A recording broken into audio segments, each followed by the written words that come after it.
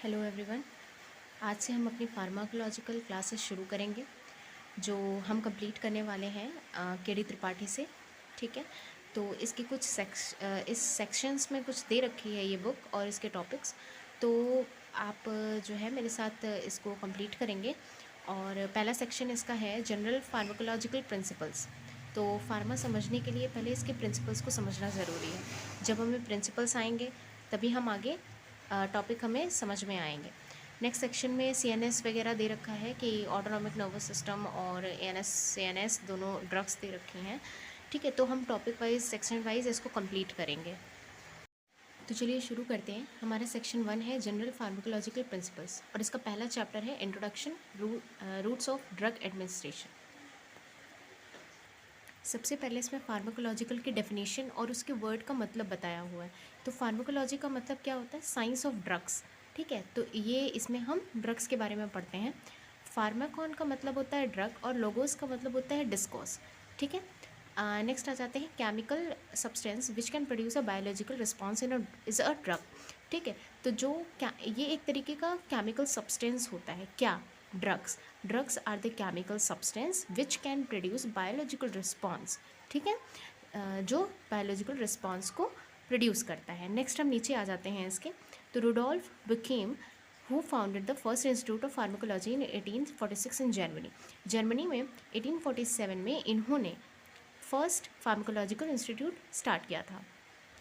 Next ये कुछ father of pharmacology दे रखा है कि ये कौन है।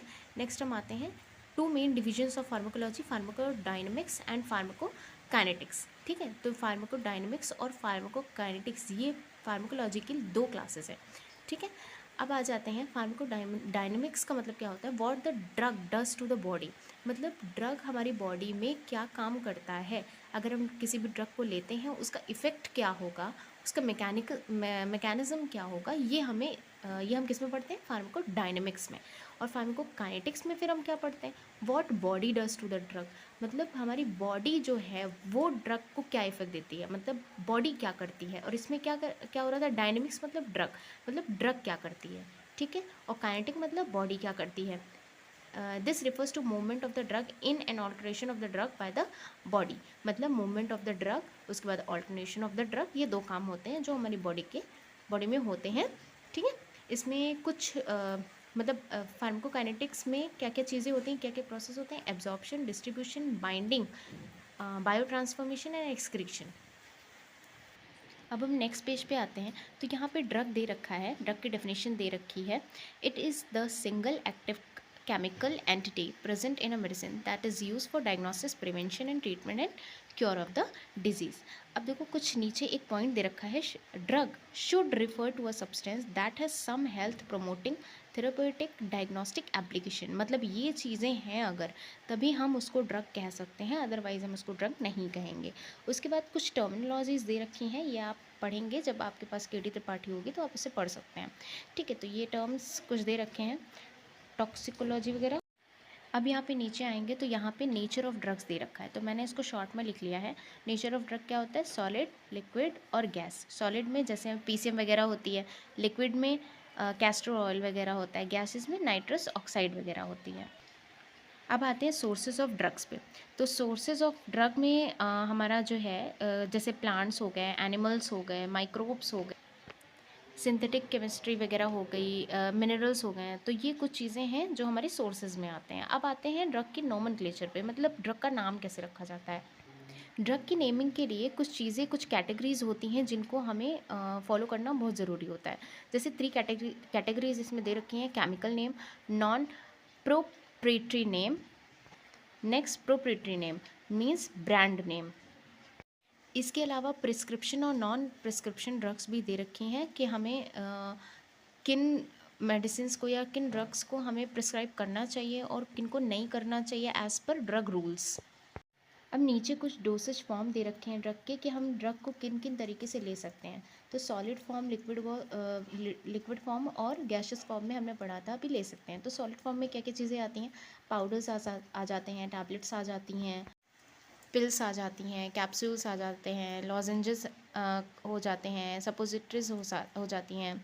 ठीक है, तो ये कुछ हैं जो क्या बोलते हैं, सॉलिड्स में होते हैं। उसके अलावा लिक्विड में हमारे पास एक्वस सोल्यूशन आते हैं, ड्रॉप्स आते हैं, एलिक्सिस आते हैं, ठीक है। तो ये कुछ दे रखे हैं, लोशंस आते हैं। और सेमी सॉलिड में हमारे पास क्या क्या चीज़ें आती हैं, जैसे ऑइंटमेंट्स हो गए, पेस्ट हो गए। अब अभी तक का सबसे main topic that is routes, ठीक है। कौन कौन रूट से हम ड्रग्स को देते हैं पेशेंट को। तो लोकल रूट्स और सिस्टमिक रूट्स दो तरीके से होते हैं। लोकल रूट्स में क्या आ जाएगा, टॉपिकल आ जाएगा, डीपर आ जाएगा और आर्टीरियल सप्लाई आ जाएगा। टॉपिकल मतलब हम जब कोई चीज़ एक्सटर्नल एप्लीकेशन में देते हैं, ठीक है। उसके बाद आ जाता है जैसे वुंड वगैरह हो गया तो हम एक्सटर्नल एप्लीकेशन उसमें करते हैं, तो वो हमारा आ जाएगा टॉपिकल ग्रुप की मेडिसिन में। उसके बाद आता है डीपर टिश्यूज़, डीपर टिश्यूज़ में देते हैं, ठीक है। डीपर टिश्यूज़ मतलब हमने इंजेक्ट किया है सिरिंज वगैरह से, निडल वगैरह से, ठीक। तो वो आ जाएगा हमारा डीपर टिश्यूज़ की कैटेगरी में। नेक्स्ट आते हैं आर्टीरियल सप्लाई, मतलब हम इंट्रा आर्टियल देंगे, ठीक है। नेक्स्ट आते हैं सिस्टमिक रूट्स। सिस्टमिक रूट्स क्या होते हैं, ये सिस्टमिक रूट जो होते हैं, the drugs administered through systemic routes is intended to be absorb into the blood stream, मतलब इनका ब्लड स्ट्रीम में एब्जॉर्ब होना ज़रूरी होता है, and distributed all over including the site of action and through circulation. अब इसके अंदर हम जैसे ओरल दिए, ठीक है, ओरल मतलब मुंह से खा करके, तो oral injection is the oldest and commonest mode of drug administration, और ये सेफ भी होता है, ठीक है। उसके अलावा सबलिंगुअल हो गया या बक्कल, रेक्टल हो गया, रेक्टल के बाद आ गया क्यूटेनियस, ठीक है। तो ये हो गए कुछ routes, systemic routes. Inhalation, nasal, parenteral, ठीक है। तो अभी तक मैं हम लोगों ने जितना पढ़ा वो हमारा पहला चैप्टर था फार्माकोलॉजी का, जिसमें हमने प्रिंसिपल्स पढ़ना है, और आगे नेक्स्ट चैप्टर हमारा फार्माकोकाइनेटिक्स शुरू होगा, ठीक है। तो अभी तक के लिए इतना ही, थैंक यू।